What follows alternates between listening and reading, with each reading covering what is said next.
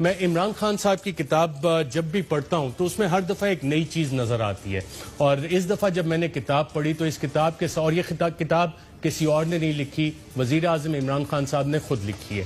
اس کے صفحہ نمبر 222 پہ جب میں گیا، وہاں پہ ایک نام نظر آیا جنرل احتشام ضمیر صاحب کا، اور سیاسی اتحاد بنتے کس طرح ہیں، ٹوٹتے کس طرح ہیں، اس بارے میں وزیر اعظم صاحب نے اپنی اس کتاب میں کیا لکھا تھا، آئیے ناظرین دیکھتے ہیں۔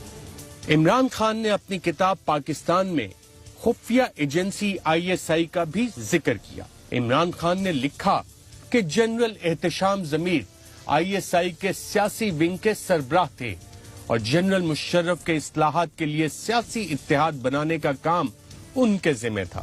عمران خان اپنی کتاب میں لکھتے ہیں کہ پرویز مشرف کے ریفرینڈم کے بعد 2002 میں ہماری دوسری ملاقات ہوئی، جس میں جنرل احتشام ضمیر نے مجھے نیشنل گرینڈ الائنس سے متعلق بتایا، اور تب مجھے دال میں کچھ کالا لگا۔ آنے والے انتخابات میں کون سی جماعت کتنی نشستیں جیتے گی، جنرل احتشام ضمیر نے مجھے اس حوالے سے ISI کا اندازہ بتایا۔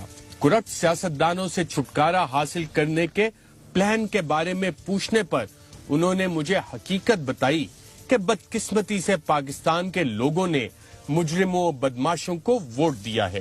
جلد ہی مجھے اندازہ ہوا کہ ہمیں سبز باغ دکھائے جا رہے ہیں اور وقتی فائدہ حاصل کرنے کے لیے پاکستان کے مفاد کو ٹھیس پہنچائی جا رہی ہے۔ بدقسمتی سے پاکستان میں انٹیلیجنس ایجنسیوں کا یہ وتیرہ رہا ہے کہ انہوں نے تجزیے کیے بنا ہی فیصلے کیے جو کہ ہمارے ملک کے لیے تباہ کن ثابت ہوئے۔ اس طرح کے معاملات کے حوالے سے یہ میرا ISI کے ساتھ پہلا تجربہ تھا۔ میں نے یہ طے کیا کہ مستقبل کے فیصلوں پر ایجنسیوں کو کبھی اثر انداز ہونے نہیں دوں گا۔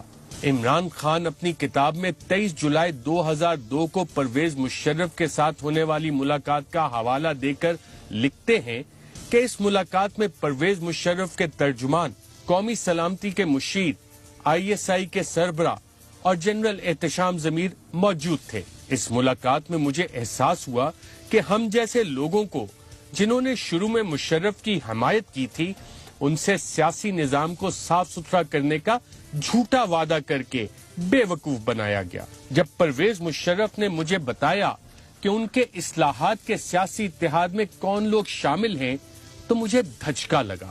ان لوگوں میں سے کچھ سیاستدانوں کی تو ملک میں کرپشن کی مثالیں دی جاتی تھیں۔ میں نے پرویز مشرف کو بتایا کہ ان لوگوں میں شامل ہونے سے میری ساکھ متاثر ہوگی، کیونکہ میرا شروع سے موقف ہی انسداد بدعنوانی ہے۔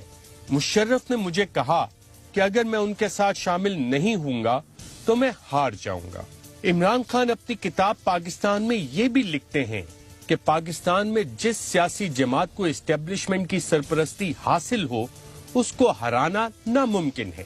ایک بار اسٹیبلشمنٹ اپنی پسند کی جماعت منتخب کر لے تو پھر ضلعی انتظامیہ کا کردار شروع ہو جاتا ہے اور با اختیار مقامی افراد کو اعتماد میں لیا جاتا ہے۔